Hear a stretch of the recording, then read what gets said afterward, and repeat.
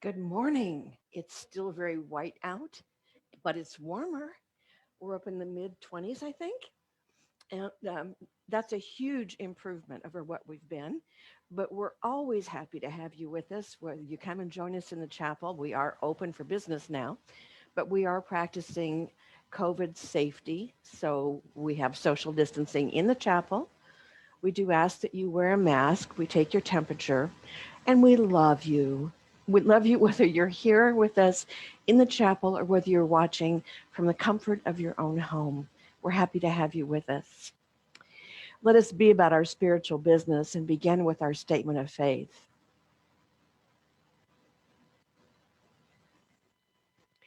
There is only one presence and one power in the universe and in my life, God, the good, omnipotent. And the affirmation for our church. Thank you, God, that we have come to this place to release the past, celebrate the present, and embrace the future in love, peace, harmony, and prosperity. And our prayer for racial healing. We are here because we care. We are here because you care. We are here because I care. Let me be the peace and act the peace. Let us move our hearts to the highest and best of us and focus on racial healing for self, others, and the world in unity through the name of Christ. Amen. I would like to talk about someone special.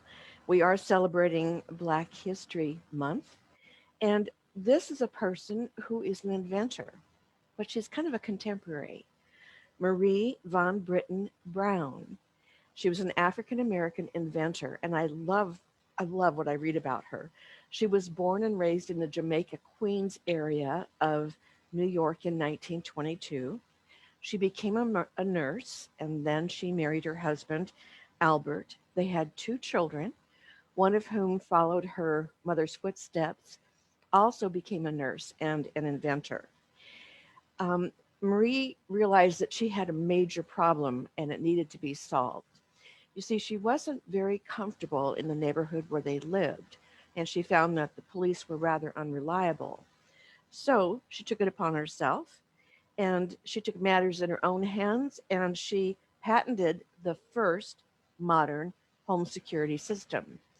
She is credited for the invention of closed circuit TV that is widely used in every place you go.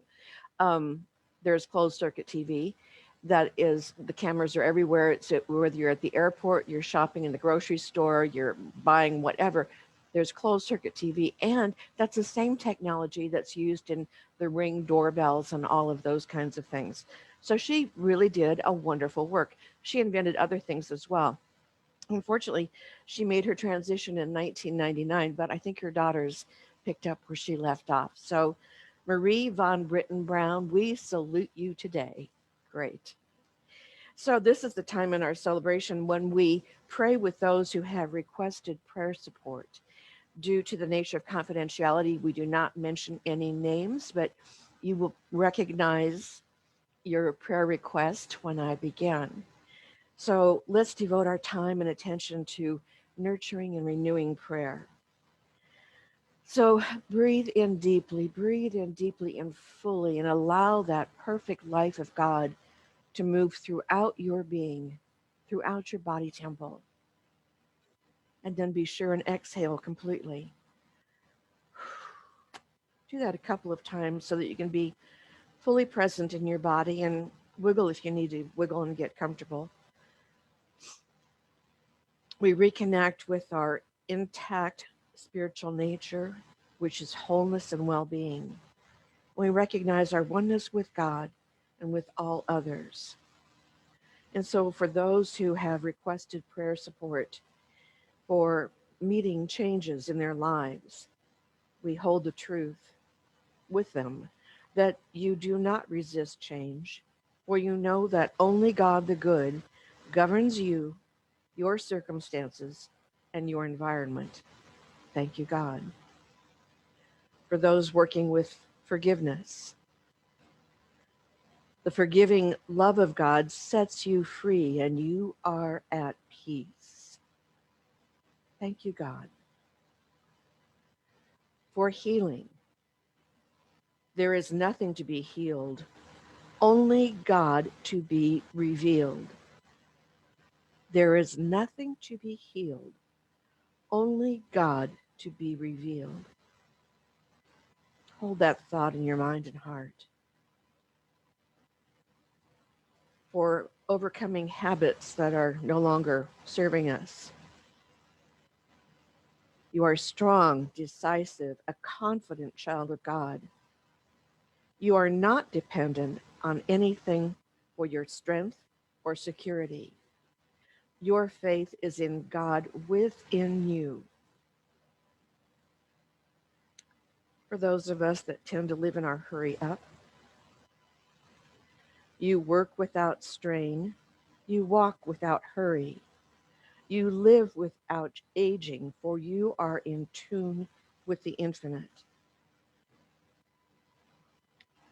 For love, you are a channel for the expression of the infinite love of God. You are a channel for the expression of the infinite love in God. Change that to an I am statement.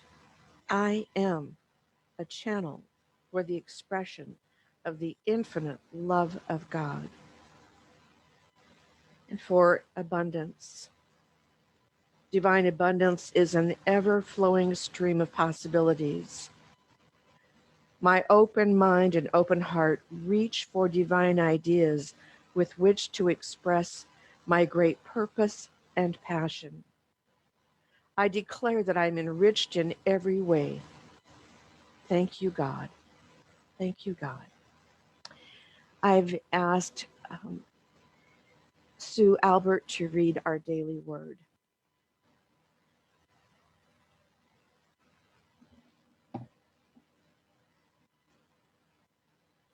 Good morning. Whoops. I'll try not to destroy the rest of the equipment. Let go, let God. I do what is mine to do and release the rest. Over the years, I have accepted more and more responsibility as I have grown in maturity and experience. I have also grown in wisdom as I am able to discern what is mine to do. I have learned what to take on and what to leave for others. I have also learned not to exhaust myself by taking on too many commitments. Perhaps most important, I know when to use my will and determination to make things happen and when to let go. I recall times in my life when I felt frustrated that events did not unfold the way I expected. I can now see how they unfolded perfectly, often in ways better than I could have imagined. I now let go easily, trusting in that perfection. In him we live and move and have our being, as even some of your own poets have said, for we too are his offering. Acts 17:28. Thank you. We're now going to be blessed with some music.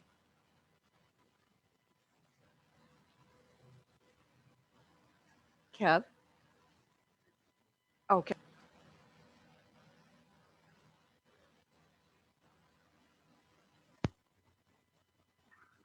Here's my take on an old spiritual. I've got that joy, joy, joy down in my heart. I've got that joy, joy, joy, joy down in my heart. Down in my heart. Down in my heart. I've got that joy, joy, joy, joy down in my heart. Where? Down in my heart to stay. I've got that peace that passeth understanding down in my heart, down in my heart, down in my heart. I've got that peace that passeth understanding down in my heart, down in my heart to stay. I've got that wonderful love of a blessed Creator down in my heart, down in my heart. Down in my heart, I've got that wonderful love of my blessed Creator. Down in my heart, down in my heart to stay. And I got optimism deep within. It's down in my heart, down in my, down in my, down in my heart. I've got optimism deep within. It's down in my heart. Where? Down in my heart to stay.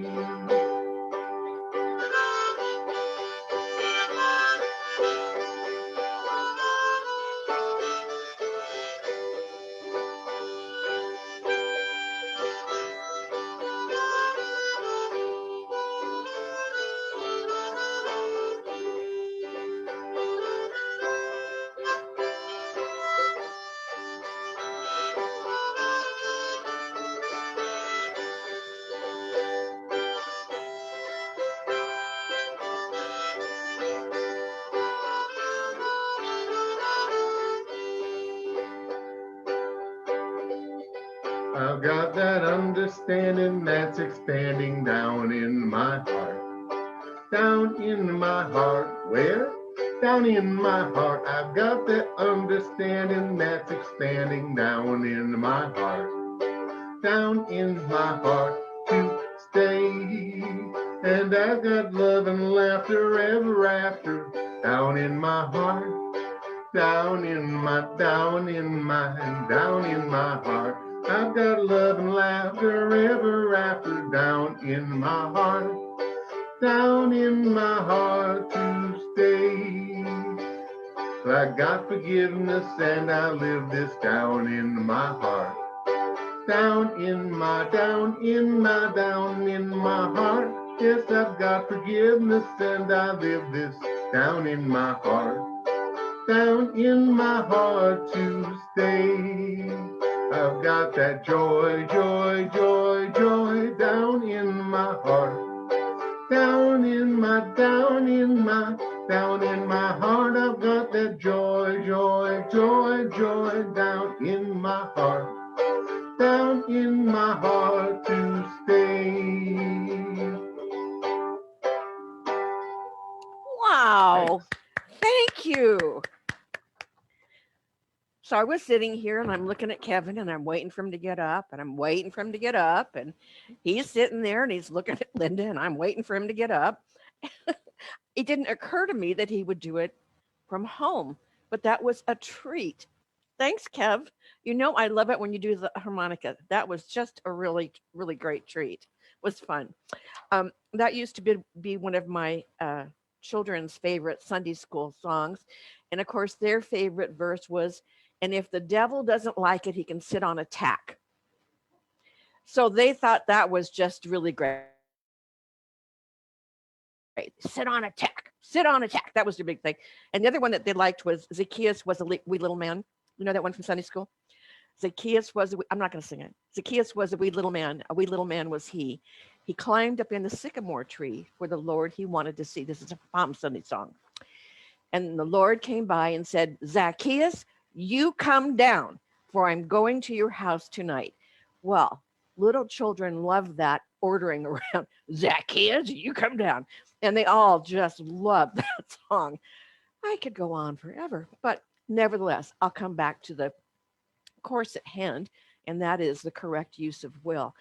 In preparation for this lesson this week, I've been using an affirmation that I want to share with you.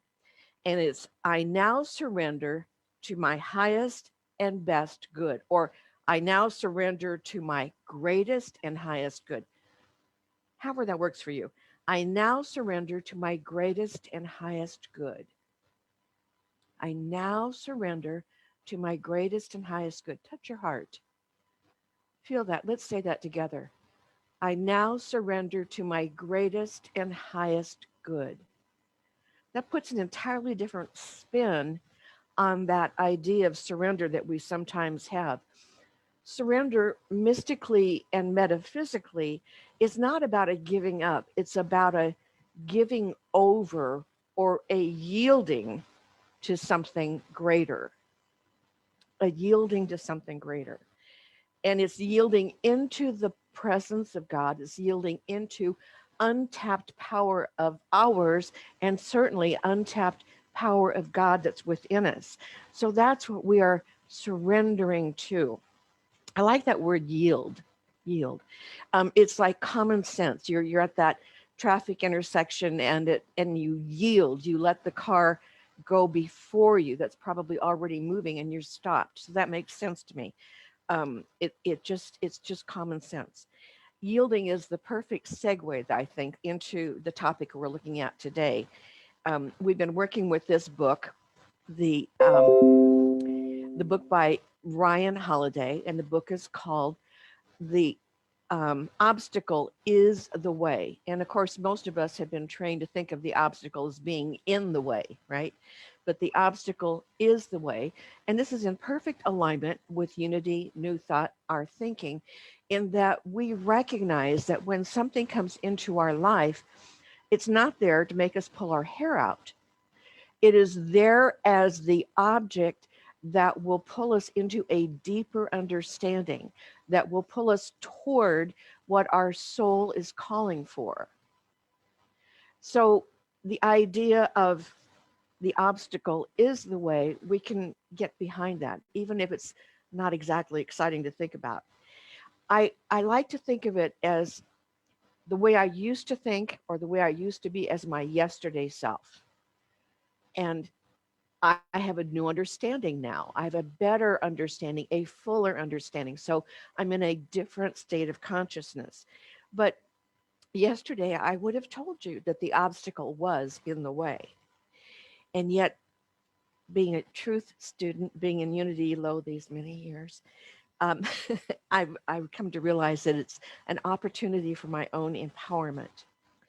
So in his book, Ryan suggests that there is no obstacle too big to overcome, no obstacle too big to be overcome.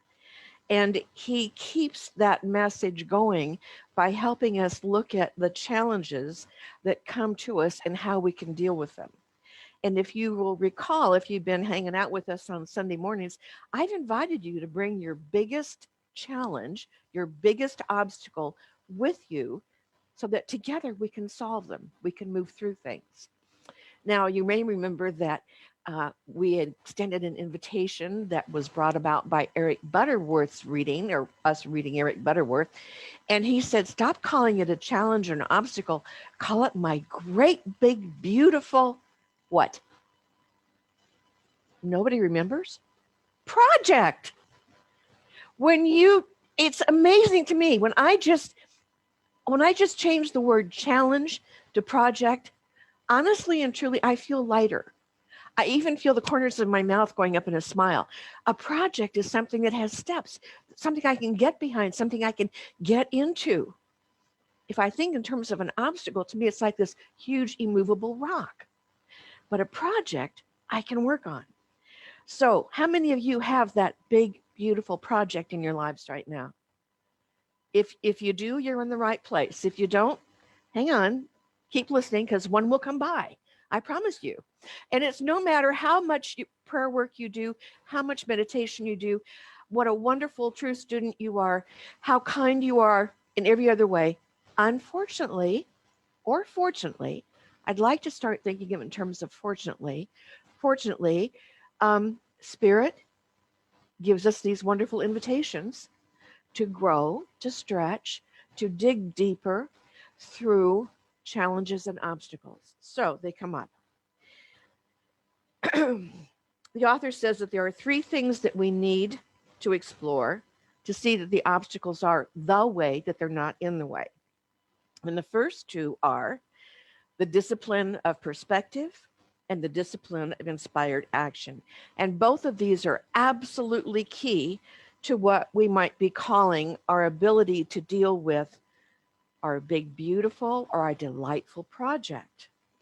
So no matter how you've been looking at things in the past, I really invite you to look at them as possibilities and know that whatever is in your way right now is the way that you are being called to grow. And sometimes I want to just say, I'm done. I don't want to. Can I be done growing? Well, yes, but then I'd become very stale and dull, and I would not want to be around myself, and I'm sure no one else would either.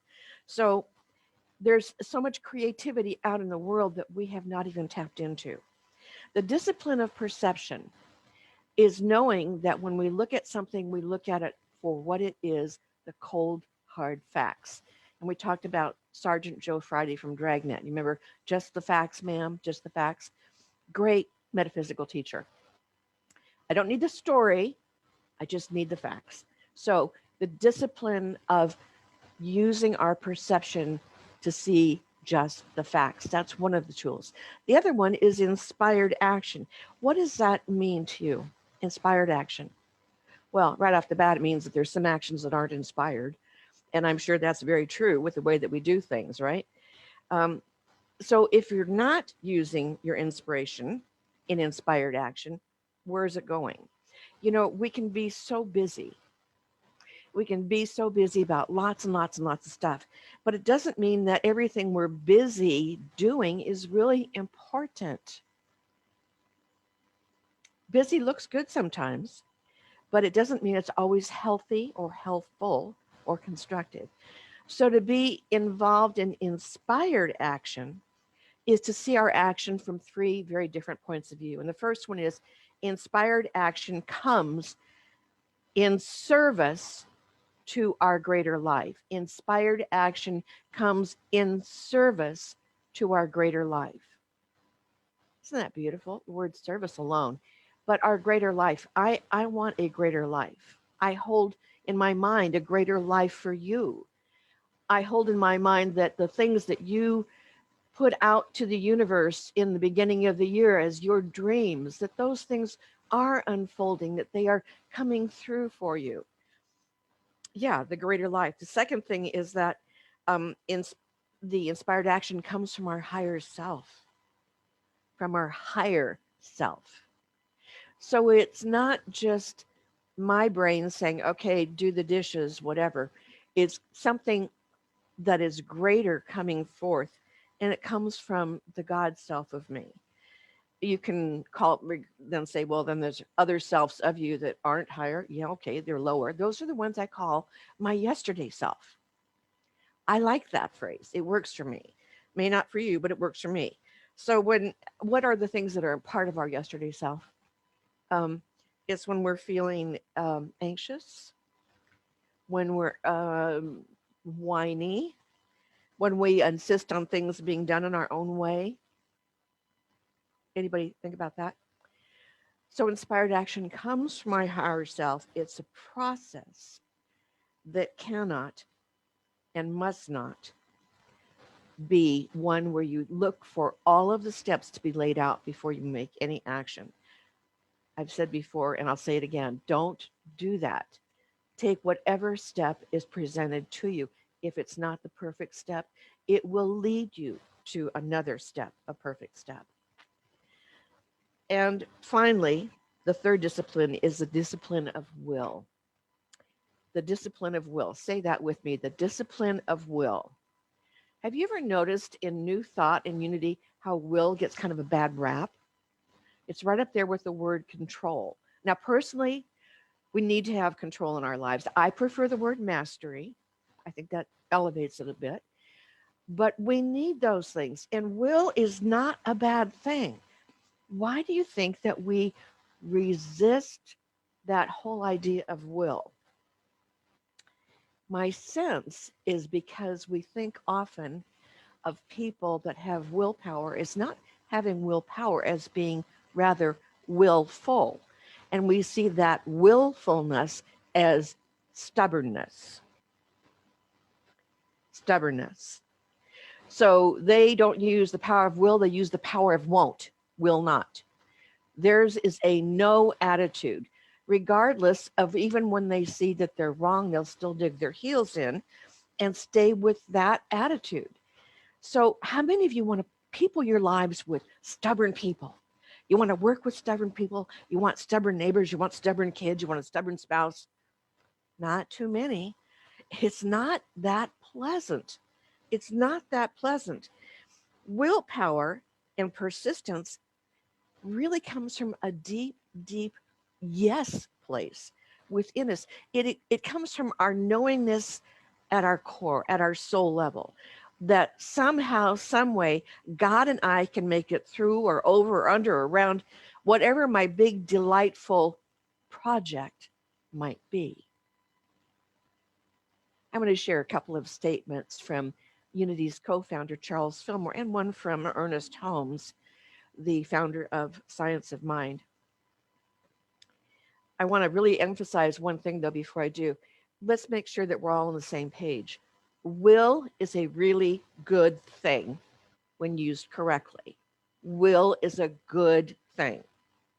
Now, according to Charles Fillmore, will is one of the 12 powers.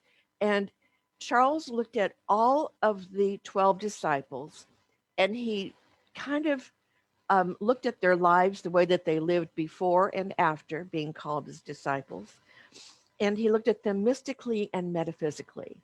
And he decided that our disciple for will, who is Matthew was a tax collector, that he best personifies the faculty of will.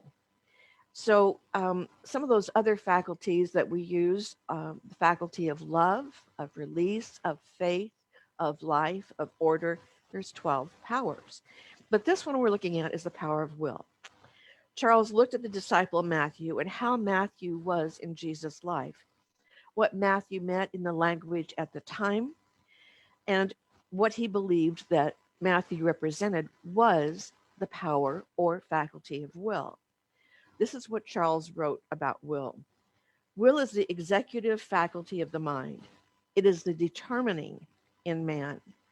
What man wills or decrees comes to pass in his experience. And then Charles goes on to quote a bit from the book of Job in scriptures. Thou shalt decree a thing, and it shall be established unto thee. He says the will is the center in mind and body around all of which constitutes consciousness. It is the avenue in which the I am, which is our inside interior name of God, of our being, expresses its potentiality. The use of will is very important in making demonstrations. Now, demonstrations was a word that was used a lot during the Fillmore time, during those turn of the century time, early 20s. The word demonstration is simply meant bringing something into visibility. So you could use the word manifestation, you could use the word seeing your dreams come true, you could say fruition. It simply means bringing whatever you're working on into manifestation, into the visual world. So Charles is saying that the right use of this power of will is essential in our being able to manifest the greater life, you might say, to be able to manifest the good that we're desiring in our lives. Now, here's what Ernest Holmes has to say. Will is the conscious directive power of the intellect, and as such, it has a very important place in the creative order. But in no case is it to be used as though it can force things to happen. It's not to be used to force things. He goes on to explain that forcing things doesn't work, because as soon as we let go of the energy of forcing, what happens to what we were trying to force? It goes back to the way it was. And how fast? Like snap. It snapped. It goes right back to the way it was. It reverts to stasis. We don't have to use force. If we are in alignment with creative power, the power of spirit, that spirit has its own force. It has its own energy. And we're striving to align ourselves with that and with the divine. So the discipline of will, Ryan suggests, there are many synonyms that we could use. He said it feels a bit like resilience. It feels a bit like flexibility. There's an aspect of humility to it, and it feels a bit like inner strength. One statement he makes in the book that I particularly resonated with is will is our inner might. Inner might, M-I-G-H-T, mighty. I misspelled it in my lesson, but I'm talking about mightiness, an inner might. Say that with me. Will is our inner might. Will is our inner might.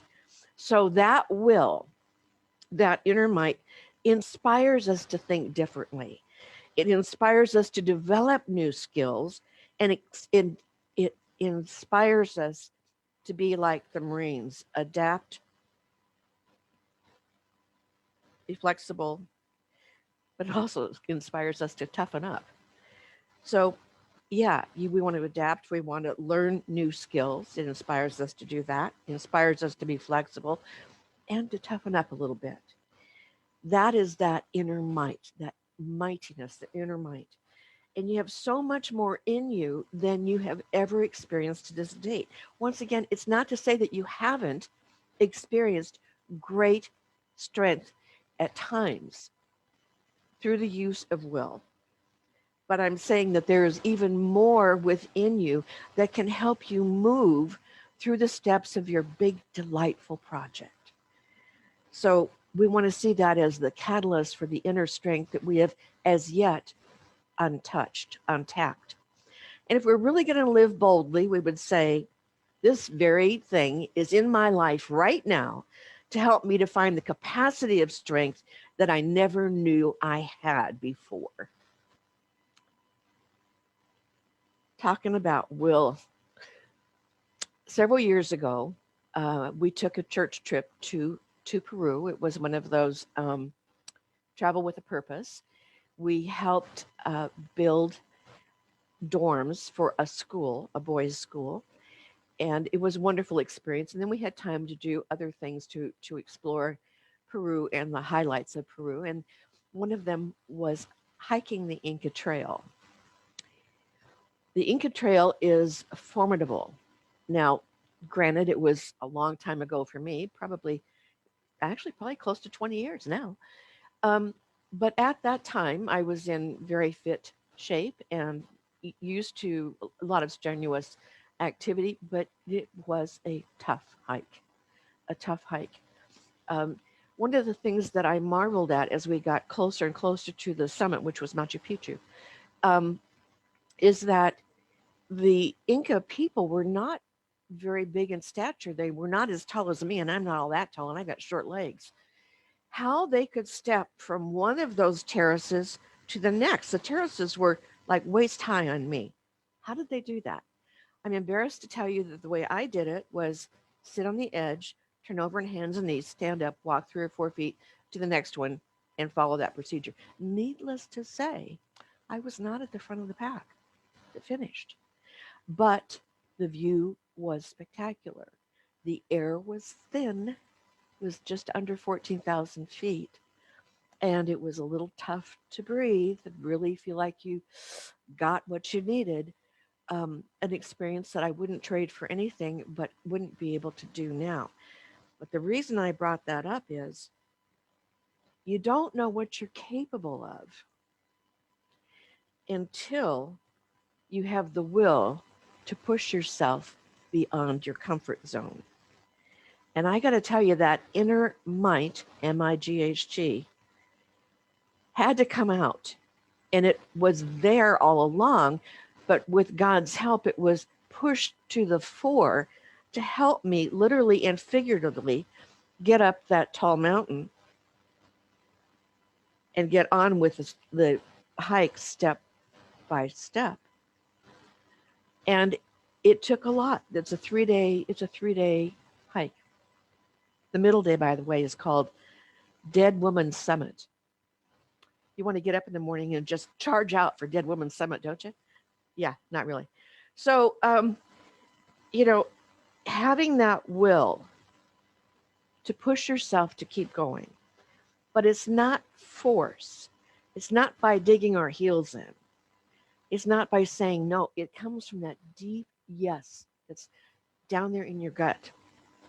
It comes from that soul yes. And that's what it means when we live our lives from the inside out. What it means like when we live from the spiritual faith and our practice is demonstrated right when the rubber hits the road. So, it's not just when we come together and we can be together on a Sunday morning. it's not just those times that we want to envelop all of the powers, that we want to claim them, we want to use them, we want to develop them and let them do their perfect work through us. But it won't happen unless we have the will to say yes. Ryan writes about the discipline of will, and he tells a story. It's an old story, but it's a story I like. This is a story about Thomas Edison.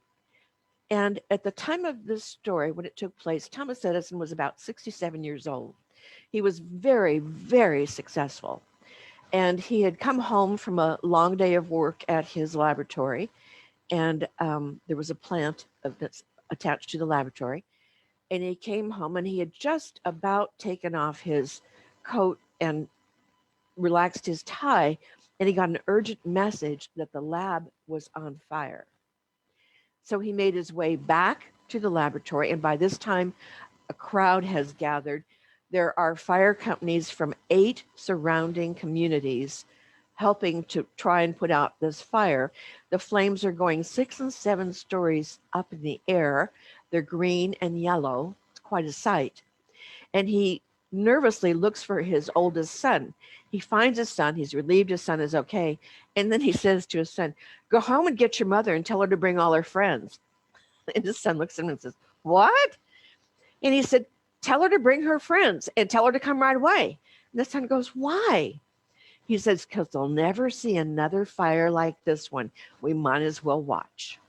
I've got a cough, excuse me.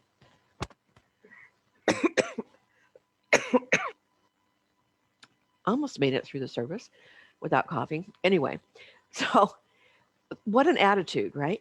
I mean, what an attitude.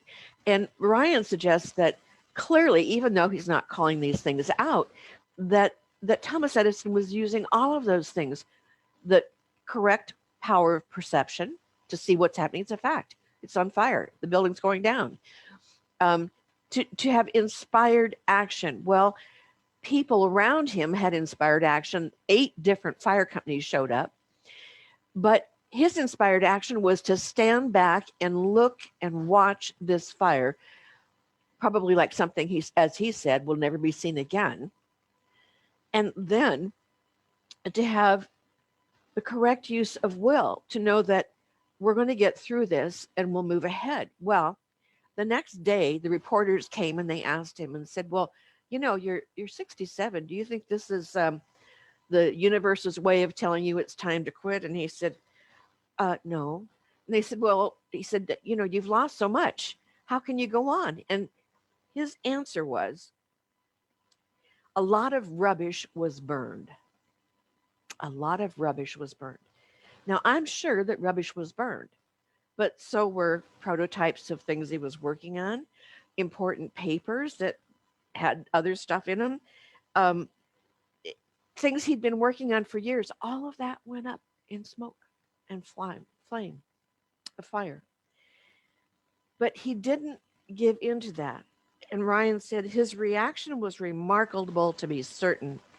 And he goes on to say, "But when you think about it, there really was not any other response that could make any difference.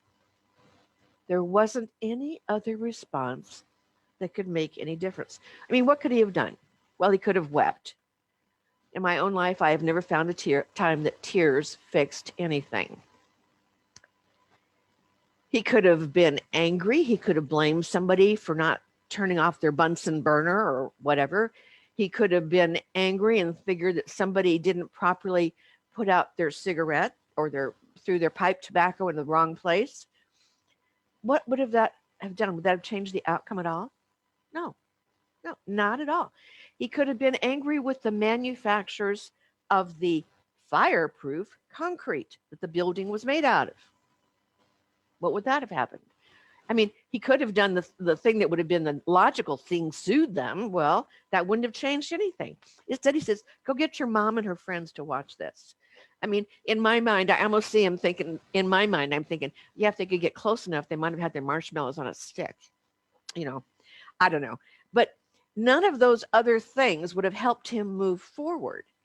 And believe it or not, within 3 weeks, They had partial parts of the lab rebuilt so he could go back to work.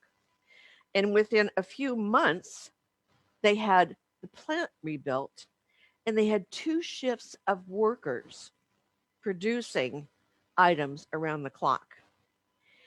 That year, he suffered $1 million loss, which today would be the equivalent of about $23 million. By the end of the year, he'd made nearly $10 million, which in today's market would be $200+ million. He retained an attitude, if, erase that, if he had retained an attitude of bitterness or victimhood, how do you think that story would have ended?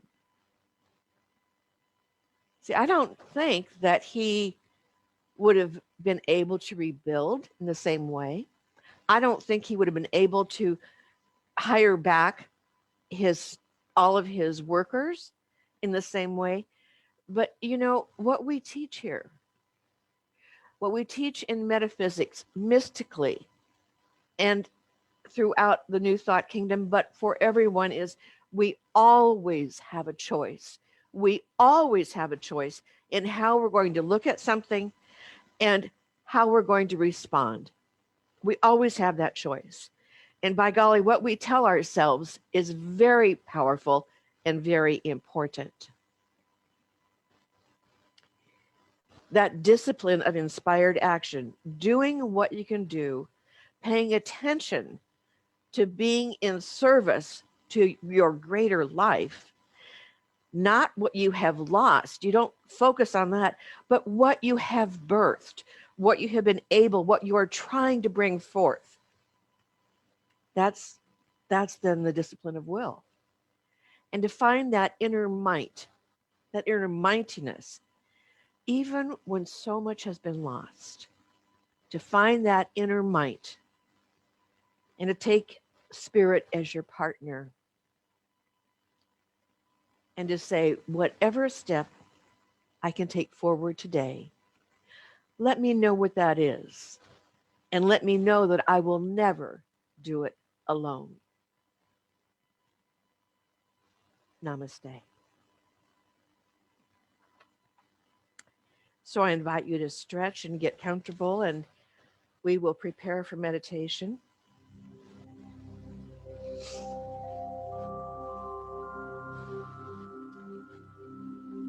I think I shared with you last week that the poet Hafiz wrote these words: we are people who need to love because love is the is the Lord's life within us.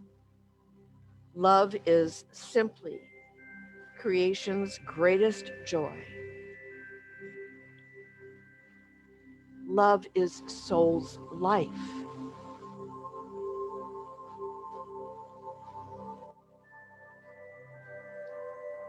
Can we think of what life would be like without expressing love?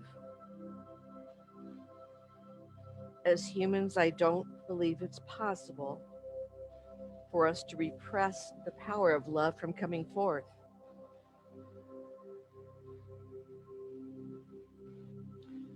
Most often, we associate love with something we receive from another. We receive love from a parent, although not all parents express love. Maybe we associate love with a romantic relationship.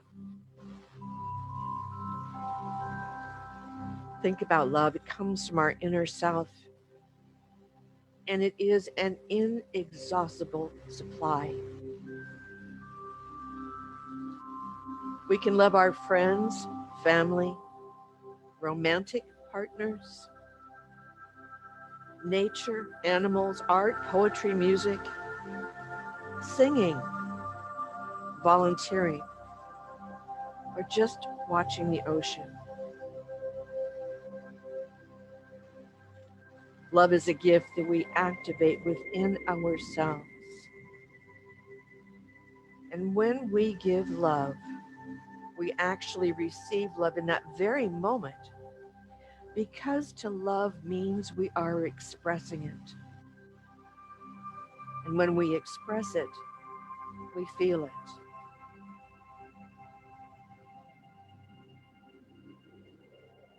When asked about the greatest commandment, Jesus responded, "Love the Lord your God with all your heart, with all your soul, and with all your mind.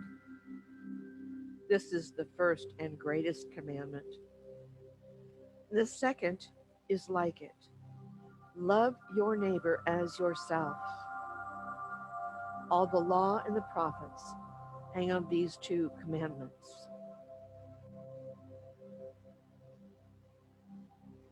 Rest in the silence as you reflect on love.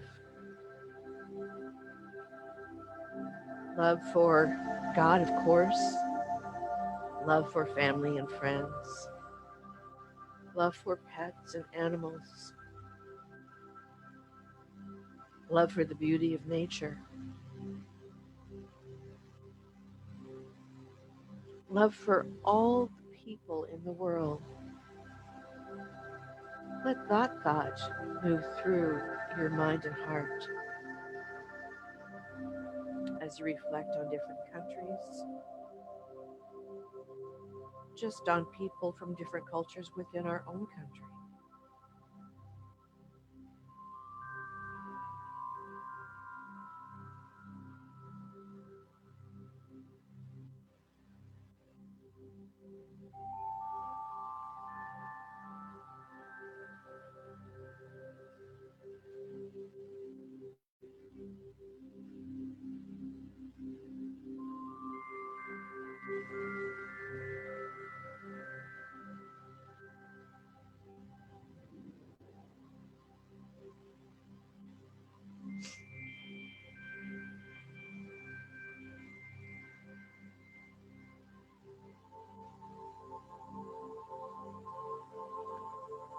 The love of God is a grand love.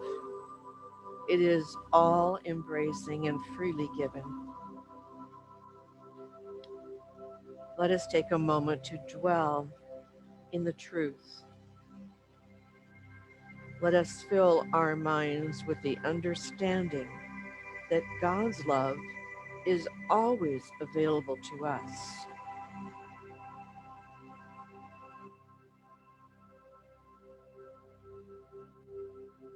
Gracious God, our loving Creator, we thank you that you are love itself, and that you have created me and all others out of love to express your love in the world. Your love fills me.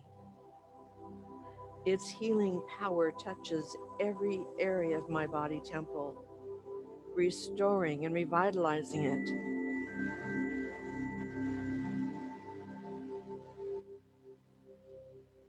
In this moment, I open my mind to you so that my consciousness may become saturated with the beauty of your love that forgives all, harmonizes all, and blesses me to experience oneness with you. I am one with God. I am one with love. I am love.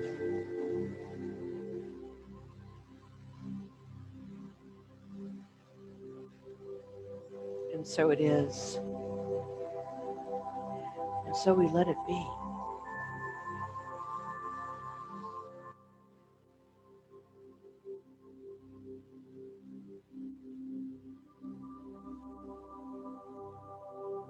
And now, this time in our celebration is when we bless our tithes and offerings. And while we're not passing a basket here, there is one as you leave the chapel. But we are grateful for any tithe or love offering that you send to us to help us keep the work that we do going. And even if we're not meeting together, the work still goes on. So if you'll take the gift that you wish to give and hold it in your hands, we bless them together. There is no lack or limitation. Freely I give, and freely I receive from God's abundance. I am blessed as I give, and unity is blessed in receiving. Thank you. Now we're going to have another tune from, oh, you want to do announcements before you sing? You're going to sing next, aren't you? Okay. That screen was up to help you know where to send your gift. Incidentally, we have sent out our year-end statements for your giving of last year. If you did not receive one, it may be because you gave online.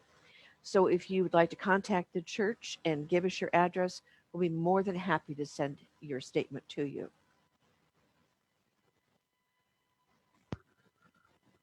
Good morning, everybody. Here's a little song about unity. We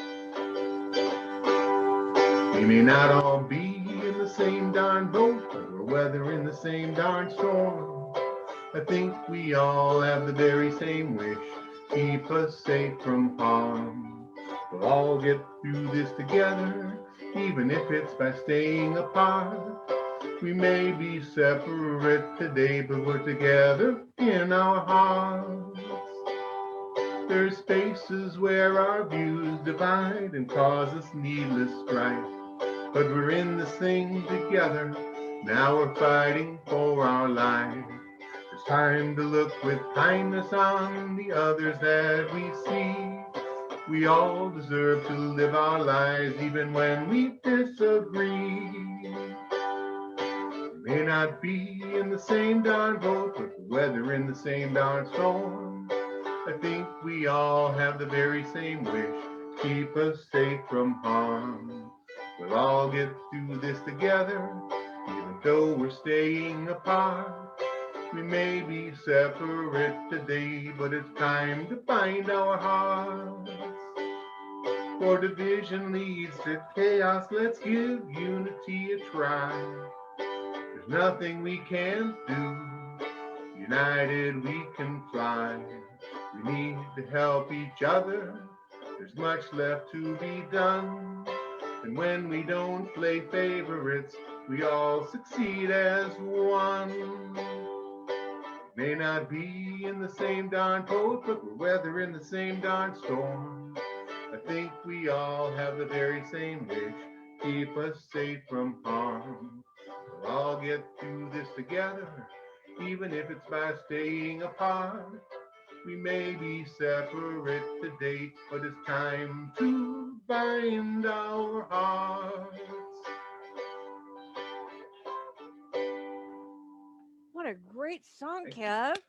Thank you. I really, really enjoyed that. Thank you. So, our announcements today are that we are starting a new class in the Thursday morning ministers book study. We're not doing Keep It True Lent. You can pass that screen. Um, we're starting a new class in the Thursday morning book study. It's called Cast. It's by Isabel Wilkinson, and it looks like it's going to be a great book. It will be starting in March. I can't tell you which week yet because we're finishing up our other book by Thich Nhat Hanh. So will you join me in speaking the prayer for our country? O beautiful, compassionate shores where dreams and hope are born, where kindness and civility can weather any storm. America, America, God heal this great divide. Let fear release, rekindle peace, till all our hearts unite. You and me, from sea to shining sea.